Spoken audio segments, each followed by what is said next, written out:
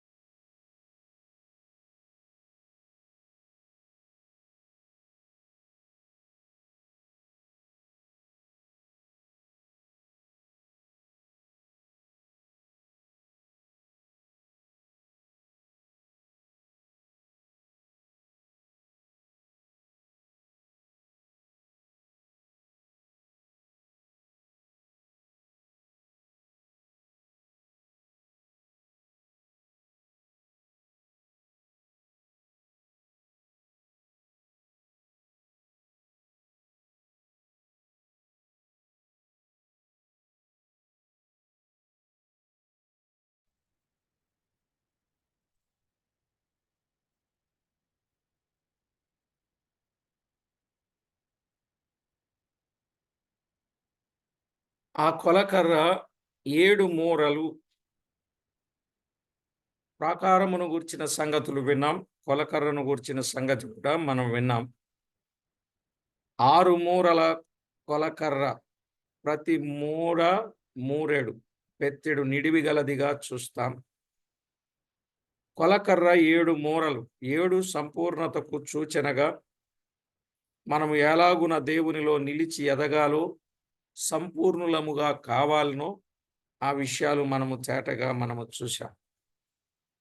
ఇప్పుడు మనం చదువుకున్న వచన భాగాల్లో 6వ వచనము నుండి, ఆయన తూర్పు తట్టున ఉన్న గుమ్మమునకు వచ్చి దాని సోపానముల మీద కెక్కి గుమ్మపు గడపను కొలువగా దాని వెడల్పు బారన్నర పొడవు అని 6వ వచనం. తూర్పు మంచి భావములతో కూడినదే.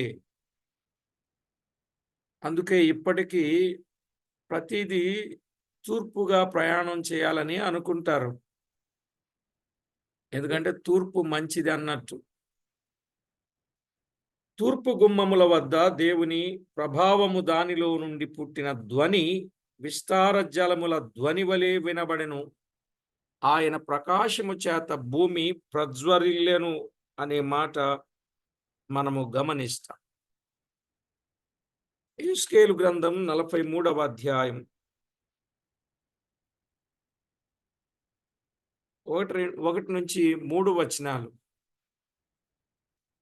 1 నుంచి 3 వచనాలు లేక 2 వచనాలు. తరువాత అతడు తూర్పు తట్టు చూచి గుమ్మమునకు నన్ను తోడుకొని రాగా ఇశ్రాయేలీయుల దేవుని ప్రభావము తూర్పు దిక్కున కనబడెను. దాని నుండి పుట్టిన ధ్వని విస్తార జలముల ధ్వని వలె వినబడెను. ఆయన ప్రకాశము చేత భూమి ప్రజ్వరిల్లెను అని 43వ అధ్యాయము 1-2 వచనాలలో మనము చూస్తున్నాం. ప్రియులారా, తూర్పు ప్రకాశించే దిక్కు. నిజమే, తూర్పున సూర్యుడు ఉదయిస్తాడు కాబట్టి ప్రకాశించే దిక్కు. తన ప్రవర్తన అంతటితో నీతిని జరిగించు వానిని తూర్పు నుండి పిలిచినట్లు మనము చూడగలం. 41:2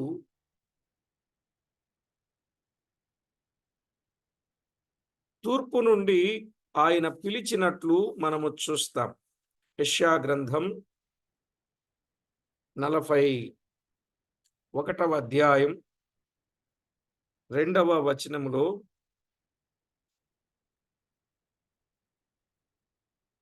తన ప్రవర్తన అంతటిలో నీతిని జరిగించు వానిని తూర్పు నుండి రేపి పిలిచిన వాడెవడు? ఆయన అతడికి జనములను అప్పగించుచున్నాడు, రాజులను లోపరుచుచూ ఉన్నాడు. ధూళివలే వారిని అతని ఖడ్గమునకు అప్పగించుచున్నాడు. ఎగిరిపోవు పొట్టు వలె అతని వింటికి వారిని అప్పగించుచున్నాడు అన్నాడు. తూర్పు నుండి రేపి పిలిచిన వాడెవడు అంటే క్రీస్తు రాకడ వలన లోకమునకు ప్రకాశిత కలిగినట్లుగా మనము చూడగలం.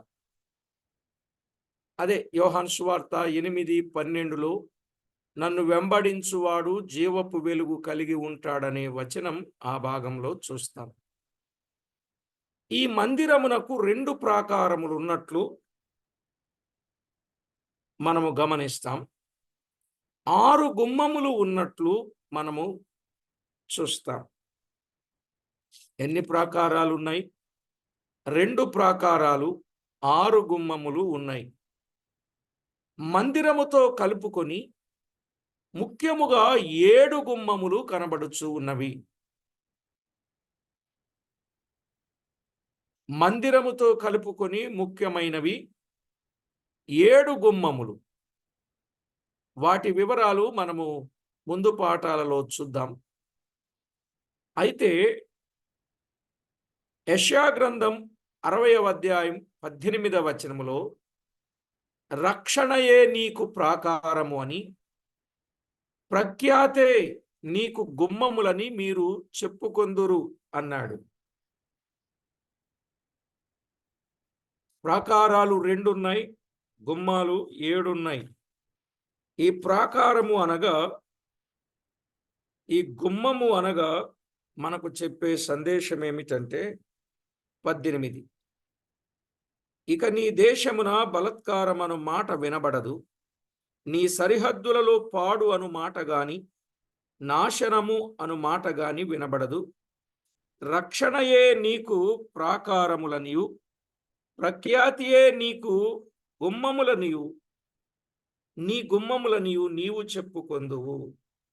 రక్షణయే నీకు ప్రాకారము, ప్రఖ్యాతియే నీ గుమ్మములు. ఇదొక మరొక కోణం. మనము ప్రాకారం అంటే రక్షణకును, సూచనగా మనం విన్నాం. భద్రతకు సూచనగా విన్నాం. ప్రత్యేకతకు సూచనగా విన్నాం. అయితే ఇక్కడ రక్షణ ప్రాకారం ఆ మాటే. ప్రఖ్యాతియే నీ గుమ్మం అని మనం వింటున్నాం. ప్రఖ్యాతి అనగా మంచి పేరు. ప్రఖ్యాతి అంటే మంచి పేరు అని అర్థం. జెఫన్యా గ్రంథం 3వ అధ్యాయం 19, 20 వచనాలు మనము చదివితే, జెఫన్యా గ్రంథం 3వ అధ్యాయం 19, 20 వచనాలు. ఆ కాలమున నిన్ను హింసపెట్టు వారినందరినీ నేను శిక్షింతును, కుంటుచు నడుచు వారిని నేను రక్షింతును, చెదరగొట్టబడిన వారిని సమకూర్చుదును. ఏ ఏ దేశములలో వారు అవమానము నొందిరో అక్కడ నెల్ల నేను వారికి ఖ్యాతిని మంచి పేరును కలుగ చేసేదను. ఖ్యాతిని మంచి పేరును కలుగ చేసేదను అని మనం చూస్తాం. మరి ఈ మంచి పేరు అనేది ఎలా వస్తుంది? ఏమండి? ఒక వ్యక్తికి మంచి పేరు ఎలా వస్తుంది? అవును, ఈ మంచి పేరు సంపాదించాలంటే చిన్న విషయము కాదు. చెడ్డ పేరు సంపాదించడం చాలా సులువు. మీకు చెప్పాను. పెద్ద బండను కొండ మీదికి ఎక్కించడం మంచి పేరు సంపాదించడం అంటే.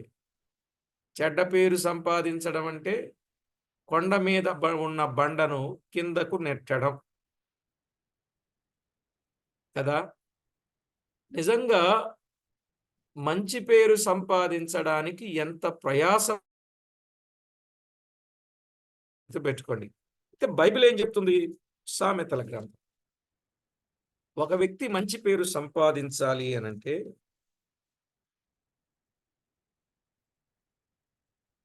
3వ అధ్యాయం 3, 4 వచనాలలో వ్రాయబడింది. మంచి పేరు, మంచివాడవు అని అనిపించుకోవాలంటే చెప్పాడు. దయను సత్యమును ఎన్నడును నిన్ను విడిచిపోనీయకము, వాటిని కంఠభూషణముగా ధరించుకొనుము, నీ హృదయమందు పలక మీద వాటిని వ్రాసుకొనుము. గమనించారా? దయను సత్యమును ఎన్నడును నిన్ను విడిచిపోనీయకము, వాటిని కంఠభూషణముగా ధరించుకొనుము, నీ హృదయమును పలక మీద వాటిని వ్రాసుకొనుము. అప్పుడు దేవుని దృష్టి యందును మానవుల దృష్టి యందును నీవు దయ నుండి మంచివాడవని అనిపించుకొందువు అన్నాడు. కనుక ఒక వ్యక్తి మంచివాడు అనిపించుకోవాలి, మంచి పేరు సంపాదించాలంటే దేవుని దయను సత్యమును ఎన్నడూ విడిచిపోనీయకూడదు. వాటిని కంఠభూషణముగా ధరించుకోవాలి. హృదయమను పలక మీద వాటిని వ్రాసుకోవాలి. అప్పుడు నీకు ఏమొస్తుందండి? మంచి పేరు అనేది వస్తుంది. కాబట్టి ప్రభునందు ప్రియులారా, దైవ కార్యాలలో మనం ఆలోచన చేసినట్లయితే బైబిల్ గ్రంథంలో తిమోతి అనేటటువంటి భక్తుడు ఉన్నాడు కదా. తాను కూడా మంచి పేరు నొందినవాడు గనుకని పౌలు ప్రభు సేవలోనికి తీసుకుని వెళ్ళినట్లుగా చూస్తాం. అపోస్తలుల కార్యములు 16వ అధ్యాయం 1 నుండి 3 వచనాలు. అపోస్తలుల కార్యముల గ్రంథం 16వ అధ్యాయం. ఏమన్నాడు? పౌలు దెర్బేకును లుస్త్రాకును వచ్చెను. అక్కడ తిమోతి అని ఒక శిష్యుడు ఉండెను. అతడు విశ్వసించిన యొక్క యూదురాలు కుమారుడు. అతని తండ్రి గ్రీసు దేశస్థుడు. అతడు లుస్త్రలోను ఈకొనియలోను ఉన్న పరిశుద్ధ సహోదరుల వలన మంచి పేరు పొందినవాడు. అతడు లుస్త్రలోను ఈకొనియలోను ఉన్న సహోదరుల వలన మంచి పేరు పొందినవాడు. అతడు తనతో కూడా బయలుదేరి రావాలనని పౌలు కోరి ఎవరిని రమ్మన్నాడు? సేవలో వాడబడాలంటే ఏ పేరుండాలండి? మంచి పేరుండాలి. సాక్ష్యం సరి లేకుండా సేవ చేద్దామని అనుకుంటే ఆ సేవ సరి అయిన సేవ కాదు. కనుక సాక్ష్యం చాలా ఇంపార్టెంట్. ఈ విషయాలు మనము తేటగా ఆలోచన చేయాలి. ఇక గుమ్మమును గూర్చిన సంగతులు. సోపానములు. సోపానములు అనగా మెట్లు అని అర్థం. మనం చదువుకున్న యెహెజ్కేలు గ్రంథములో 6వ వచనములో అతడు తూర్పు తట్టుననున్న గుమ్మమునకు వచ్చి దాని సోపానముల మీదకెక్కి గుమ్మపు గడపను కొలువగా. సోపానములు అనగా మెట్లు. అంటే తూర్పు గుమ్మము వరకు ఉన్నవి. ఆ మెట్లు ఎక్కిపోగా గుమ్మము కనబడినది. దాని వెడల్పు, దాని పొడవు, ఈ విషయాలన్నీ మనం చూస్తున్నాం. ఇక ముందుకు వెళ్ళేసరికి కావలి గదులు కనబడినట్లుగా చూస్తున్నాం. కావలి గదులు 7 నుండి 10 వచనాలలో కావలి గదులు కనబడుతూ ఉన్నాయి. ఈ కావలి గదులు గుమ్మముల యొద్దనున్న ద్వారపాలకులు. ద్వారపాలకులకు సూచనగా అనగా కావలి వారు నమ్మదగిన వారుగా ఉండాలి. గదులను కావలి కాసేవారుగా ఉండాలి. ఎందుకంటే గదులలో మందిర సంబంధ సామాగ్రి మొత్తం, ఖజానా మొత్తం ఆ స్థలములలో ఉంటాయి. కాబట్టి ప్రభునందు ప్రియులారా, నమ్మకస్తులుగా ఉండాలి. ఈ మధ్య కాలంలో మనం విన్నాం, పద్మనాభుడ వాని ఖజానాకి పాములను కాపలా పెట్టారంట. అందుకని పాములను పట్టుకునే వాళ్ళను కూడా అక్కడికి తీసుకువెళ్ళి పోలీసు బందోబస్తుతో వాటిని ఓపెన్ చేశారని, మళ్ళా దానికి నాగదోషం ఏది కూడా లేకుండా ఉండాలని వారేదో శాస్తి చేసి శాంతింపజేశారు. చివరికి అక్కడ చూస్తే పాములు ఏమీ లేవని చివరికి తేలింది. అది ఓపెన్ చేయడానికే భయపడ్డారు. 40 ఏళ్ల క్రితం అది చేశారట. మళ్ళీ 40 ఏళ్ల తర్వాత దాని లెక్క చూశారట. అది ఎంత వచ్చిందో నాకంటే మీకేది లెక్క తెలుసు అనుకుంటా. సరే, నాకెందుకులేండి ఆ లెక్క. అయితే నేను ఎందుకు చెప్తున్నానంటే, మరి ఎక్కడి నుంచి వీళ్ళు ఆలోచన చేశారో తెలియదు కానీ ఆ దేవుని పేరు అన్నట్టుగా చెప్పి దానికి కొన్ని గదులు, దాని యొక్క నిల్వ ఉంచడానికి కావలసిన భద్రత, ఇవన్నీ ఆ రోజుల్లో ఉంచారు. బహుశా బైబిల్ని చాలా మట్టుకు ప్రపంచమంతా ఫాలో అయి ఉంటుంది. ఎందుకంటే ఎక్కడ చూసినా, ఏ విషయాలు చూసినా మన లేఖనాలలో ముందుగానే వ్రాయబడ్డాయి. మందిరమును ఆనుకొని గదులు కట్టినట్లుగా మనము చూస్తాం. ఇప్పటికీ కూడా దేవుని మాన్యాలు ఉన్నాయి. దేవుని పేరట దేవుని మాన్యాలుంటే ఆ దేవుని వచ్చే సొమ్ము దేవుని పేరట ఖర్చు చేస్తూ ఉంటారన్నమాట. పేదలైన వారికి, బీదలైన వారికి దాన ధర్మాలు చేయడం. అయితే దీన్నేమో సద్వినియోగం చేసుకోకుండా వాళ్ళు ఏం చేశారంటే ఆ దేవుడి పేరు చెప్పి మాన్యాలను పక్కన పెట్టి, దేవుడి మాన్యాలని చెప్పి ఆస్తుల మీద వచ్చే డబ్బు, ఆ ఆస్తిని దేవదాసీలని పెట్టి ఆ దేవదాసీల పేరట వారి ఖర్చులకు ఇచ్చి అక్కడ దేవుడో దేవత ఏదో అనుకున్నట్టు వాటికి సంబంధించినటువంటి వాటికి ఉపయోగించేవారు. అయితే ప్రియులారా, ఇవి నేను చెప్పాలని కాదు కానీ కావలి గదులు ఉన్నప్పుడు ఆ కావలి గదులను కాయడానికి నమ్మకస్తులను ఏర్పాటు చేసేవారు అని దినవృత్తాంతముల మొదటి గ్రంథం 9వ అధ్యాయం 22వ వచనంలో మనం చూడగలం.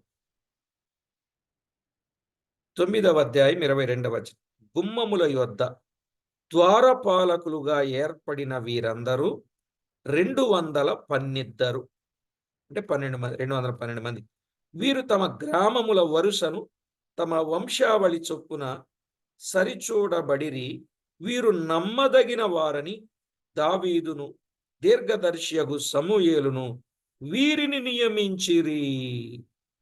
గుమ్మముల యొద్ద ద్వారపాలకులైనటువంటి వారిని ఏర్పాటు చేసినట్లుగా చూస్తాం.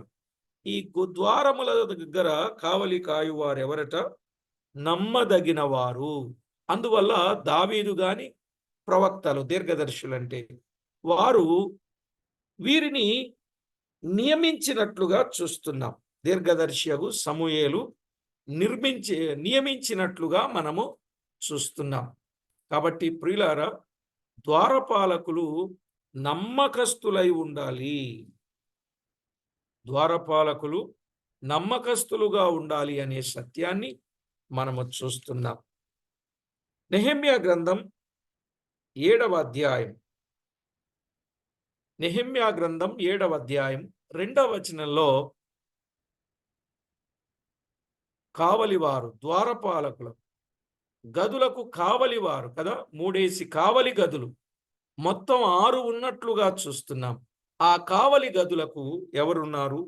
నమ్మకమైన వారు. 7వ అధ్యాయం 2వ వచనం. నా సహోదరుడైన హనానీకిని, కోటకు అధిపతి అయిన హనన్యాకును యెరూషలేము పైన అధికారం ఇచ్చి తిని. హనన్య నమ్మకమైన మనుషుడు, అందరికంటే ఎక్కువగా దేవుని ఎదుట భయభక్తులు గలవాడు. అందువల్ల నేను ప్రాకారమును కట్టి తలుపులు నిలిపి ద్వారపాలకులను, గాయకులను, లేవీలను నియమించిన పిమ్మట ఇప్పుడు ఈయనను కోటకు అధిపతి అయిన యెరూషలేముపై అధికారం ఇచ్చి, నమ్మకమైన మనుషుడు హనన్య అని, ఎక్కువగా దేవుని యందు భయభక్తులు కలిగిన వాడుగా ఉన్నాడని ఆయనను నియమించినట్లుగా చూస్తున్నాం.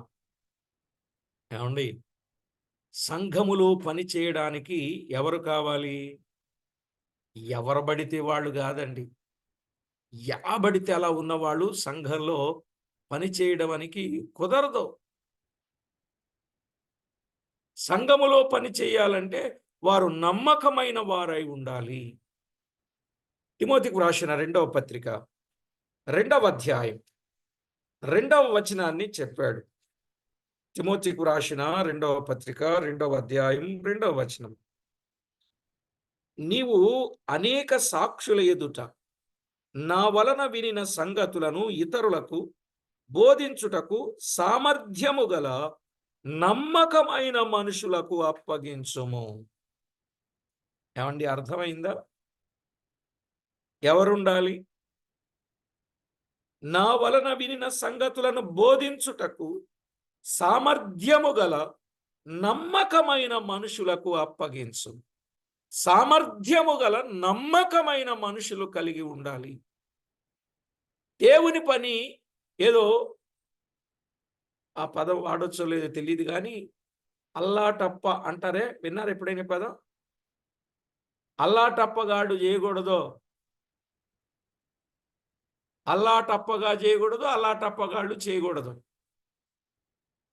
నమ్మకస్తులుగా ఉండాలి, సామర్థ్యము కలిగిన వారుగా ఉండాలి. దేవుని పని చేయడం అంటే ఇది బ్రతుకు తెరువు కొరకు చేసే పని కాదండి. అనేకులను బ్రతికించడానికి, తాను చనిపోతూ ఇతరులను బ్రతికించేటటువంటి పని దేవుని పని అంటే. అర్థమవుతుందండి? దేవుని పని అంటే ఏమనుకున్నారు? తాను చనిపోతూ ఇతరులను బ్రతికించేది దేవుని పని. కానీ ఇతరులను చంపి నేను బ్రతకాలి అనుకోవడం దేవుని పని అవుద్దా? ఈరోజు సేవ అంతా ఎలా ఉందో ఒకసారి ఆలోచన చేయండి. నిన్న అలాగే ఆదరణ కూడికలో చాలా గట్టిగా చెప్పాను విషయాలు. ఎందుకంటే చాలా మంది దైవ సేవకులు వచ్చారు. చాలా గట్టిగా చెప్పాడు. అది ఆదరణ కూడిక అయినప్పటికీ, ఎందుకంటే ఆ సహోదరుడు బలపరిచి సేవా ప్రతిష్ఠ చేశాం. ఆ కారణం చేత ఆయన ఇవ్వాల్సిన వర్తమానం ఆయన తరపున నేను చెప్పినట్టు చెప్పానన్నమాట. నమ్మకమైనటువంటి వారు కావాలి, సామర్థ్యము కలిగినటువంటి వారు కావాలి.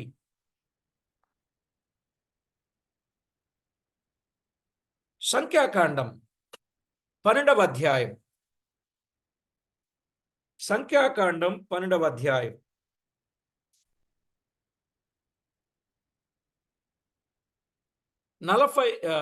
సంఖ్యాకాండం 12వ అధ్యాయం 7వ వచనాన్ని చదువుకుందాం. 7వ వచనం. అతడు నా ఇల్లంతటిలో నమ్మకమైన వాడు. ఎవరు?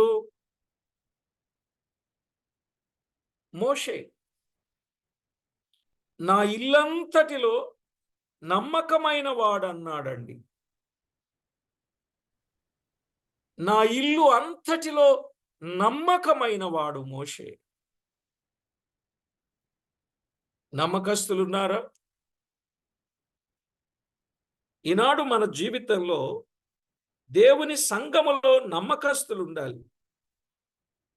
వారిని చూసి వీరు, వీరిని చూసి వారు, వారి మీద వీరు, వీరి మీద వారు అలా పెట్టుకొని జీవిస్తున్నారే గాని నమ్మకస్తులు కనబడటం లేదు. కొరింథీయులకు రాసిన మొదటి పత్రిక 7వ అధ్యాయం. కొరింథీయులకు రాసిన మొదటి పత్రిక 7వ అధ్యాయం 25వ వచనం చూడండి.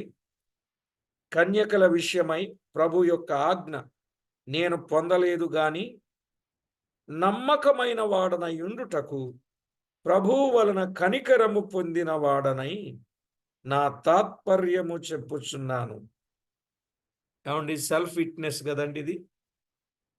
చాలా అద్భుతమైనటువంటి సాక్ష్యం. నమ్మకమైన వాడనై ఉండుటకు ప్రభువు వలన కనికరము పొందిన వాడను.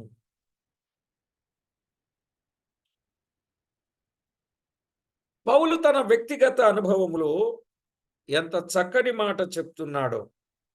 నమ్మకమైన వాడనై ఉండుటకు ప్రభువు వలన కనికరము పొందిన వాడను. ఈ మాట మన జీవితంలో ఉండగలదా? స్థానిక సంఘాలలో జీవిస్తూ ఉన్నాం.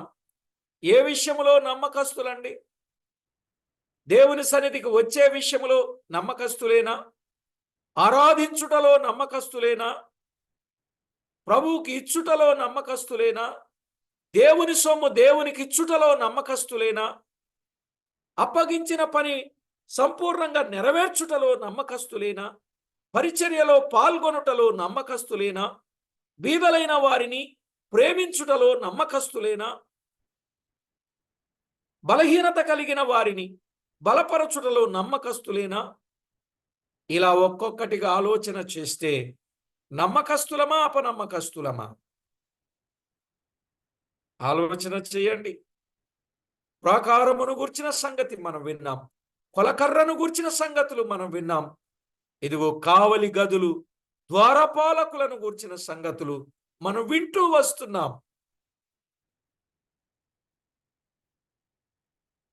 ఆ మందిరపు ఆవరణము, గుమ్మము మనకెంత ఆధ్యాత్మిక పాఠాలను నేర్పిస్తుందో గమనించండి. నమ్మకమైన వారై ఉండాలి. అదే చెప్పాడు.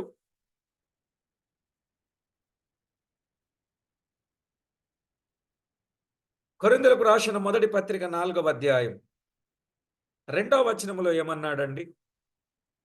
మరియు గృహ నిర్వాహకులలో ప్రతివాడును నమ్మకమైన వాడై ఉండుట అవశ్యము. గృహ నిర్వాహకులలో ఎవరై ఉండుట? నమ్మకస్తులుగా ఉండాలి. గదులను కావలి కాయువారన్నా ద్వారపాలకులన్నా అది పెద్దలను, అధ్యక్షులను, విచారణకర్తలను, దొడ్డ పనిని అపేక్షించు వారిని, అధికారులను, కాపరులను సూచించే మాట.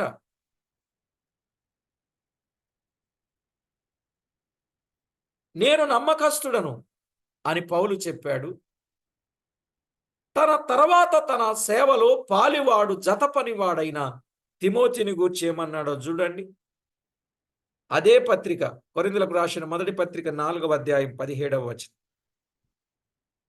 ఇందు నిమిత్తము ప్రభువునందు నాకు ప్రియుడును నమ్మకమైన నా కుమారుడగు తిమోతిని మీ యొద్దకు పంపియున్నాను. అతడు క్రీస్తునందు నేను నడుచుకుని విధమును, అనగా ప్రతి స్థలములోను ప్రతి సంఘములోను నేను బోధించు విధమును మీకు జ్ఞాపకము చేయును. ఎంత అద్భుతమైన మాట చెప్పాడండి తిమోతి కోసం. ప్రభునందు నాకు ప్రియుడు నమ్మకమైన నా కుమారుడు తిమోతి. ఇలాగున నమ్మకస్తులు ఎంతమంది ఉన్నారు సంఘాలలో? చూసిరా నాయన అంటే కాల్చొచ్చేవాళ్ళు తయారైపోయారు. ఒకసారి పంపించామంటే మనం లేకుండా రెండవసారికి మనం వెళ్ళేసరికి అక్కడ ఎన్నో సమస్యలు, చిక్కులు ఎదురవుతున్నాయి. నిజమా కాదా? చెప్పండి, నిజమా కాదా? ఎందుకు ఈ పరిస్థితులు ఎదురవుతున్నాయి? వారు నమ్మకస్తులు కాదు. ఒకసారి నేను సంఘంలో ఒక సహోదరుడికి బాధ్యత అప్పగించి నేను ఏదో ఊరికి వెళ్ళా. ఆదివారం లేను.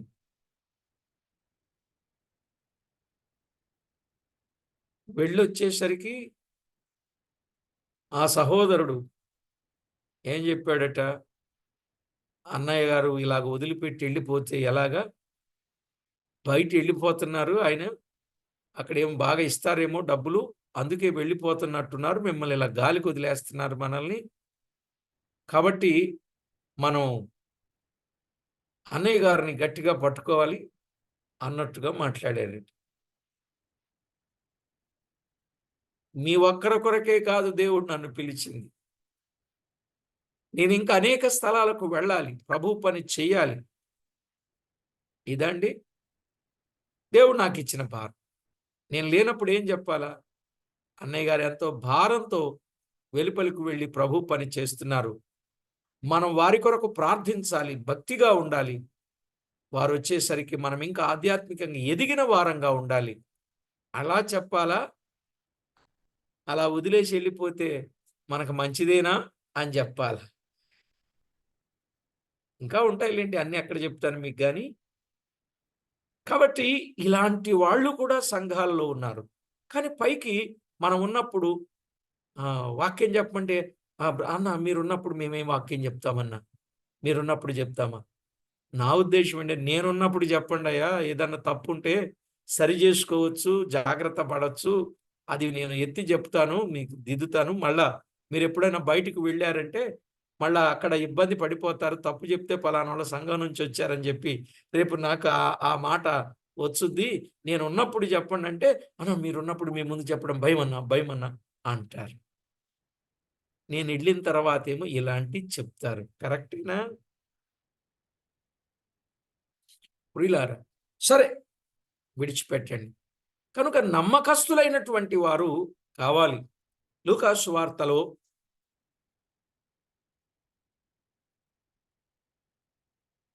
12వ అధ్యాయం 42 నుండి 44 వచనాలలో, రేపు బహుమానాలు ఇచ్చేది ఎవరికండి? నమ్మకస్తులకా, అపనమ్మకస్తులకా? రేపు బహుమానాలు ఇచ్చేది ఎవరికండి?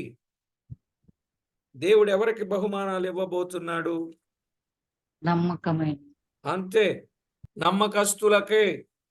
లూకా సువార్త 12:42. ప్రభు ఇట్లనెను, తగిన కాలమున ప్రతివానికి ఆహారము పెట్టుటకు యజమానుడు తన ఇంటి వారి మీద నియమించునట్టి నమ్మకమైన బుద్ధిగల గృహ నిర్వాహకుడెవడు? ఎవని ప్రభువు వచ్చి వాడాలాగు చేయుచుండుట కనుగొనునో, అంటే నమ్మకస్తుడుగా ఉండుట కనుగొనునో, ఆ దాసుడు ధన్యుడు, అతడు తనకు కలిగిన దాని అంతటి మీద వానిని ఉంచునని మీతో నిశ్చయముగా, మీతో నిజముగా చెప్పుచున్నాను అన్నాడు. కలిగిన దానినంతటి మీద నమ్మకస్తులైనటువంటి వారిని ఆయన ఉంచుతాను అని తేటగా చెప్పాడు. ప్రియులారా, నిజమే కదా? లూకాసు వార్త 19వ అధ్యాయం 16, 17 వచనాలు కూడా చదివితే, మొదటివాడు ఆయన ఎదుటకు వచ్చి, అయ్యా, నీ మీనా వలన 10 మీనాలు లభించనని చెప్పగా, అతడు, బళా, మంచి దాసుడా, నీవు ఈ కొంచెములో నమ్మకముగా ఉంటివి గనుక 10 పట్టణముల మీద అధికారివై ఉండుమని వానితో చెప్పాను.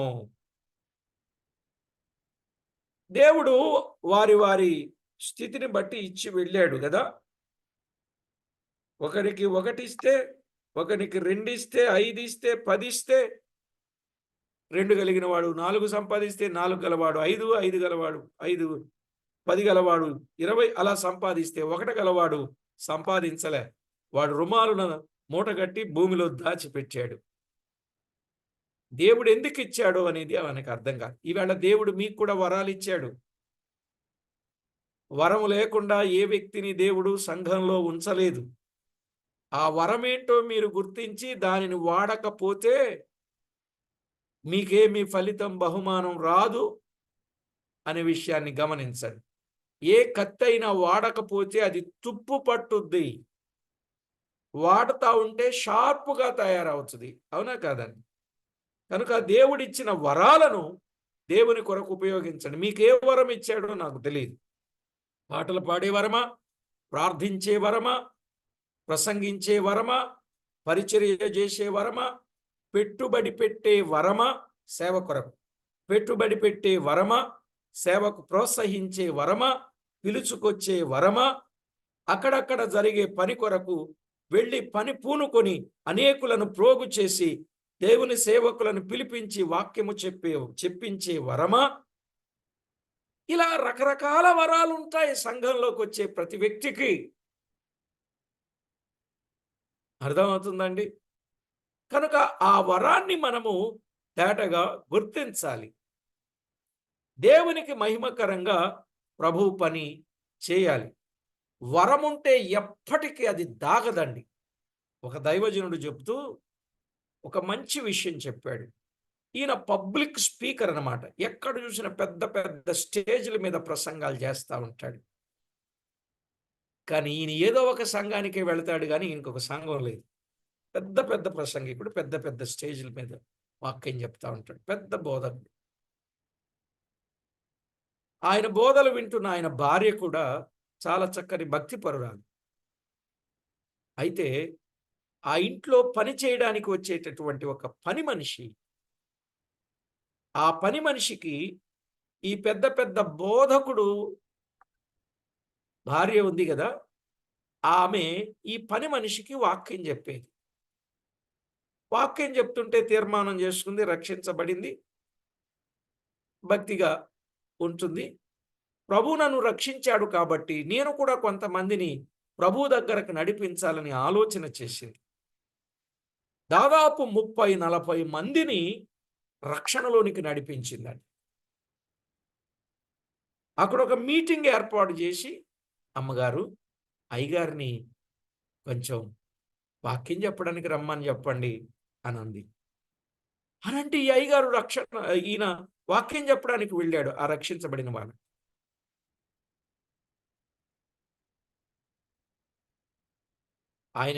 ఆయన ఎంత బాధపడి కన్నీళ్లు పెట్టుకున్నాడో తెలుసా అండి? నేను ఇంత లెక్క సువార్త చెప్తున్నాను, ఇంతమందికి వాక్యం చెప్తున్నాను, కానీ నేను చేయలేని పని నా భార్య ద్వారా నా పని మనిషి చేసింది. నాకంటే ఆమె గ్రేట్ అన్నాడండి. ఎందుకని? ఈమె ఒక సంఘాన్ని కట్టగలిగింది, ఈయన ఒక సంఘాన్ని కట్టలేకపోయాడు.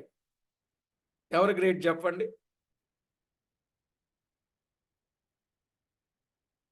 ఇప్పుడు నేను ఇక్కడ చెప్పాలనుకున్నది ఏంటంటే, ఆయన భార్య ఇంట్లోనే ఉండే మనిషి అనుకున్నారు, కానీ దేవుడు ఆమెకిచ్చిన వరాన్ని తన పని ఆమెకు చెప్పింది. దేవుడు ఆమెకిచ్చిన వరాన్ని ఇతరులకు పంచిపెట్టింది. వరాలను ఉపయోగిస్తే దైవ కార్యాలు జరుగుతాయా, జరగవండి? జరుగుతాయి. ఇప్పుడు చెప్పండి, మీరు ఎక్కడైనా ఏదైనా ఇలాంటి పరిచర్య ఎక్కడైనా చేశారా అని ప్రశ్న వేసుకోండి. చేశారా లేదా?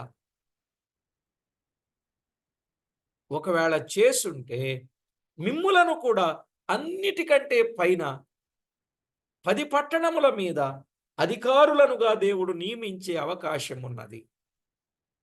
కనుక ప్రభునందు ప్రియులారా, సంగతులను సరిగా ఆలోచన చేసి ప్రభువుకు మహిమ ఆపాదించేవారుగా ఉండాలి. సరే, ఇక గదులన్నిటికీ కొలత ఒక్కటే. ఒక్కొక్క దాని నిడివి వెడల్పు 12.5 అనగా 7 మూరలని చూచుచూ ఉన్నాం. ఒక్కొక్క గదికి మధ్య 5 మూరల ఎడమున్నది. ఆ ఎడములు అనునవి ఇంకా లోపలికి పోగా మరొక గడప ఉన్నది. దాని కొలతలు అనేది దాని కొలతది 6-7 వచనాలు. దాని తరువాత మంటపం ఉన్నది. అది 8 మూరల వెడల్పు ఉన్నది. 8 మూరల వెడల్పు ఉన్నది. దీనికి 2 మూరల గల స్తంభములున్నవి. 9వ వచనం. ఈ గదులన్నింటికి కిటికీల ద్వారా వెలుగు వచ్చును. ప్రతి స్తంభము ఖర్జూర మట్టలచే రూపింపబడి ఉన్నది అని 16వ వచనం, 22వ వచనం, 26వ వచనం మనము చూస్తాం. ఈ ఖర్జూరపు చెట్లు నీతిమంతులను చూపుచూ ఉన్నవి. ఈ వర్తమానం తరువాత మనం విందాం. ఈవేళ గదులు, ఆ గదులలో ఉన్న కావలివారు. గత వర్తమానములో ప్రాకారము, కొలకర్రను గూర్చిన విషయం. ఇప్పుడు గదులు, గదుల కాపల, ద్వారపాలకులు, కావలివారు. తరువాత 2 మూరల గల స్తంభములు, ఆ గదులకున్న కిటికీలు, ప్రతి స్తంభము ఖర్జూర మట్టలచే రూపించబడుట, ఆ ఖర్జూర మట్టలు ఎవరికి సూచనగా ఉన్నవో వాటిలో ఉన్న ఆధ్యాత్మిక పాఠాలను తర్వాత సంగతులు విందాం. ప్రార్థన చేసుకుందాం. నమ్మకస్తులుగా ఉన్నారా? కుటుంబంలో కానీ, మీరు చేస్తున్న పనిలో కానీ, విశేషముగా సంఘములో కానీ, ప్రతి స్థలములో నమ్మకస్తులుగా ఉండాలి. ఇది మర్చిపోవద్దు. ఆ విధంగా సిద్ధపడాలని ప్రేమతో కోరుతా ఉన్నా. మహాగణుడవైన దేవ, మీ ఘననామానికి వందనములు, స్తోత్రములు, స్తుతులు చెల్లిస్తున్నాం. 101వ కీర్తన 6వ చరణంలో దేశములో నమ్మకస్తులైన వారిని మీరు కనిపెట్టుచూ ఉన్నారు.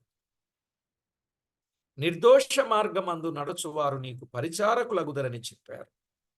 ప్రభువా, ప్రతి వ్యక్తి తానున్న స్థలములో, తాను చేసే పనిలో, తానున్న కుటుంబములో, తానున్న సంఘములో నమ్మకస్తులుగా జీవించడానికి కృప చూపుతారని ప్రభువా, మీరు మాకేదైతే అప్పగించారో అప్పగించిన వాటి విషయములో నమ్మకస్తులుగా, మీ పని చేయుటలో నమ్మకస్తులుగా, ప్రతి విషయములో నమ్మకస్తులుగా ఉండుటకు నేర్పించమని కోరుచు మా ప్రాణనాథుడు, ప్రియుడు, మా రక్షకుడైన యేసుక్రీస్తు అతి శ్రేష్టమైన అమూల్యమైన నామమున స్తోత్రము చెల్లించి, స్తుతించి, ప్రార్థించి, మిక్కిలి వినయముగా బ్రతిమిలాడి వేడుచూ ఉన్నాం మా ప్రియ పరలోకపు తండ్రి. ఆమేన్. ప్రభునందు ప్రియులారా, ఇంకా ఈ విషయాన్ని గురించి ఇంకా చెప్పమంటే దాదాపు 1-2 రోజులు చెప్పడానికి నా దగ్గర వర్తమానాలు ఉన్నాయి. అవి మీరు చెప్పమంటే నమ్మకస్తుల కొరకు చెప్పే ఒక గొప్ప విలువైన విషయాలను నేర్చుకునే ప్రయత్నం చేద్దాం. Thank you. ప్రతి విషయంలో నమ్మకస్తులుగా ఉండాలని మనసారా మిమ్మల్ని కోరుతా ఉన్నాను.